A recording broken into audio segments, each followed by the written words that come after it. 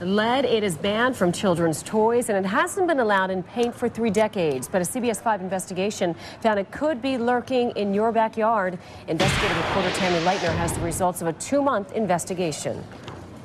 Oh, there we go.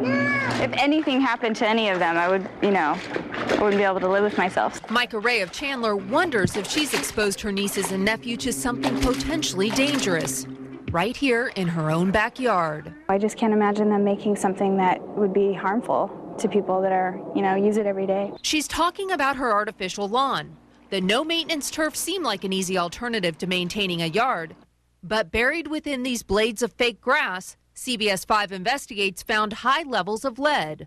I do have some nieces that come over and run around, and so once I heard about all this, it really made me nervous. We tested 8 artificial turf samples from across the valley at homes, parks, and schools.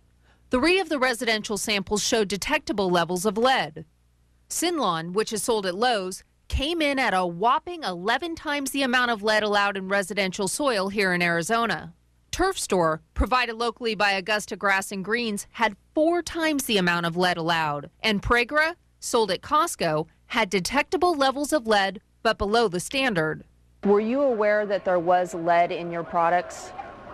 Absolutely. Yes, we've been aware that lead is in there. Lou Ziebold, the general manager of Sinlawn, the company that made Micah's lawn, says their products are not dangerous because the lead is encapsulated with a chemical barrier around it. If you know that kids are going to be playing on your product, why put lead in it at all? It's there because it adds colorant to the fiber.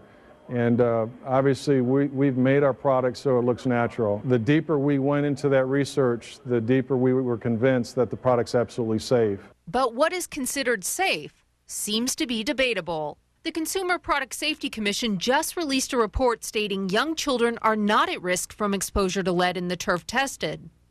Yet the report later states lead on children's hands may then get transferred from their hands to their mouth after playing on the field. There is no safe level of lead exposure for children.